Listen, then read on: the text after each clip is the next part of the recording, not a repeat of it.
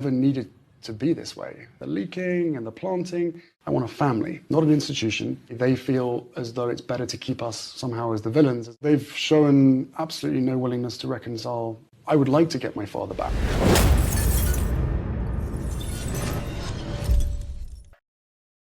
Now, next week, Prince Harry drops his book called Spare. And before that book comes out, he's doing press to promote the book. And in this press tour, he seems to be complaining that the royal family was leaking and planting stories about him and his wife, Meghan. Check it out. One of the criticisms that you've received is that, well, okay, fine, you want to move to California, you want to step back from the institutional role, why be so public? You say you tried to do this privately. And every single time I've tried to do it privately, there have been briefings and leakings and planting of stories against me and my wife. You know, the family motto is never complain, never explain, but it's just a motto. And it doesn't really hold. There's a lot of complaining and a lot of explaining. Endless. Private being done through leaks. Through leaks. They will feed or have a conversation with the correspondent, and that correspondent will literally be spoon-fed information and write the story, and then the bottom of it, they will say that they've reached out to Buckingham Palace for comment. But the whole story is Buckingham Palace commenting. So when we're being told for the last 6 years, we can't put a statement out to protect you, but you do it for other members of the family, there becomes a point when silence is betrayal. The most interesting part about this clip is that Prince Harry and Meghan Markle have actually been the ones caught planting and leaking stories to the media that disparage the royal family. You don't believe me? Check out the evidence. Now, our first piece of evidence comes from a journalist named Omid Scobie, and he wrote this book, Finding Freedom. Now, when this book came out, a lot of aristocrats in Britain believed that the couple were leaking information to Omid Scobie, and that's why he was able to get such intimate details about the couple. Here's Lady Colin Campbell explaining it. We've been talking about it a lot, and now British aristocrat and author Lady Colin Campbell is here to give us her take on this explosive new biography, and she joins us now from her home in Castle Goring in the UK. Lady Colin, lovely to have you on the show. My pleasure. Lady Colin, you say that the authors of Finding Freedom are out acting as a mouthpiece for the couple. This is something that we've heard as rumours too here. We've been sort of talking about that, but let's explain it from your angle. Well, it couldn't be simpler. Obviously, Harry and Meghan have leaked all sorts of stuff to Omid Scobie and Cowering Durrand, who have written something called Funding Freedom and Finding Freebies. The book is actually a farce. Now, Omid Scobie was upset that people were making this connection. So he went on a press tour and made it very, very clear that Harry and Meghan weren't giving him any information and had nothing to do with this project. Check it out. Some of the anecdotes and stories in the book are incredibly personal, aren't they? I know they've denied it, but did you speak with Harry and Meghan directly? No, we didn't speak with Harry and Meghan directly. They didn't cooperate with the book, and there's certainly no secret off-the-record conversations that have taken place either. And Omid, you've repeatedly stated that Harry and Meghan did not cooperate or interview for the book in any way. So what then makes this different from any other tell-all book about the royals? And why should anyone believe the claims in this biography? I think what makes this book different is that the sourcing really was born out of a very unique situation. So then a bombshell dropped. See, in court documents, it was found that Omid Scobie was lying. Entertainment Tonight broke the story. Check out their clip. Private text and emails were read in court, including one from Harry. I totally agree that we have to be able to say we didn't have anything to do with it. It would help to get some truths out there. Did Harry and Meghan help you with Finding Freedom? On multiple occasions, Finding Freedom co-author Omid Scobie denied to us ever working with Harry and Meghan. No cooperation from the couple whatsoever. So Lady Colin Campbell was right. Omid Scobie was getting inside information from Harry and Meghan. They were leaking and planting information so he can write this book. So now it's kind of ironic to hear him say that he's so upset that stories were being leaked and planted about him. And every single time I've tried to do it privately, there have been briefings and leakings and planting of stories against me and my wife. When he was the one leaking and planting stories about his family. Now, because they told this lie to a court, they had to now publicly come out and admit to the lie.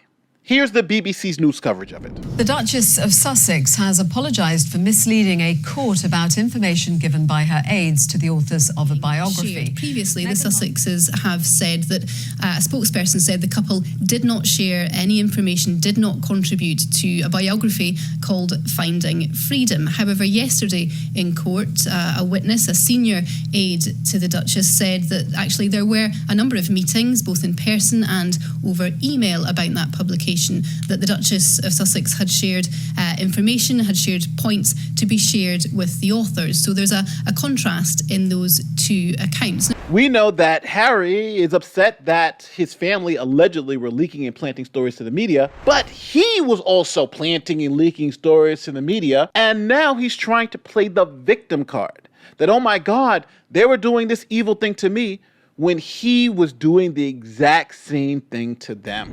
There have been briefings and leakings and planting of stories against me and my wife. The leaking and the planting. Including one from Harry. I totally agree that we have to be able to say we didn't have anything to do with it.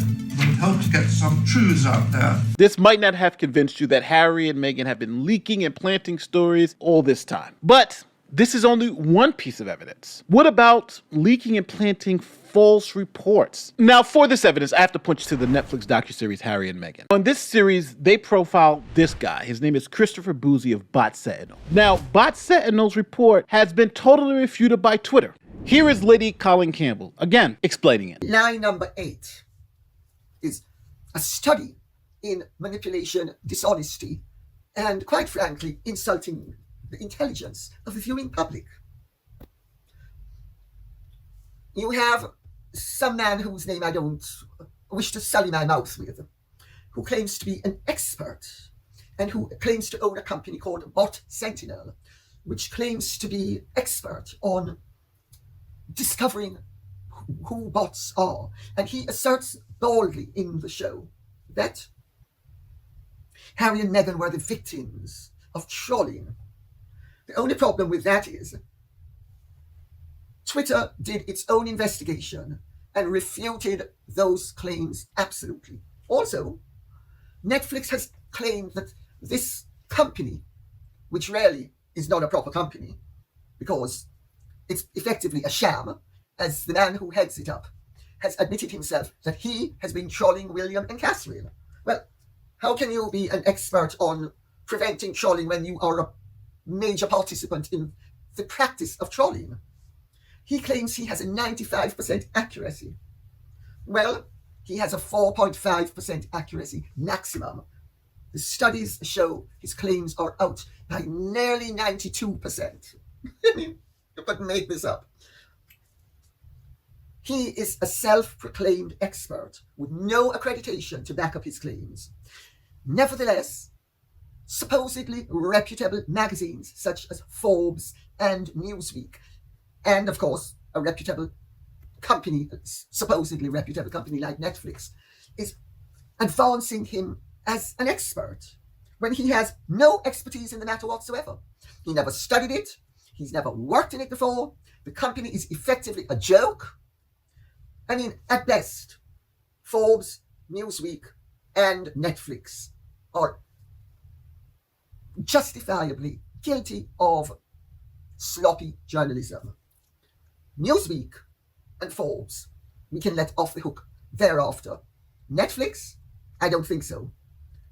They have purposely advanced as an expert somebody they should have known was not, and who is as guilty as sin of the very thing he is accusing people of being. And just so we're absolutely clear about what Lady C is talking about, Christopher Bouzy, who was in the documentary and supposed to be the expert on stopping trolling, was trolling William and Kate. Here are some of the tweets. Matter of fact, his trolling campaign was so successful, there was an article written about it. Here it is on the screen. Let's read some of it. This is from the website thethings.com. Prince William and Kate Middleton trolled for looking old and haggard. And here in the article, it says, Christopher Bouzy, founder of Bot Sentinel, appears to be behind the igniting of this discourse. He tweeted yesterday, "Forgive me in advance for being petty. I just saw a recent photo of William and Kate, and those two are aging in banana years." And just so we're absolutely clear. This expert with no credentials, no education, no history working in the field claimed that there was a coordinated campaign against Harry and Meghan. Twitter looked into it and found that that's absolutely false. There was no evidence of any widespread coordination. Then comes to find out that their expert was an expert in trolling. He was actually trolling William and Kate, Harry's brother.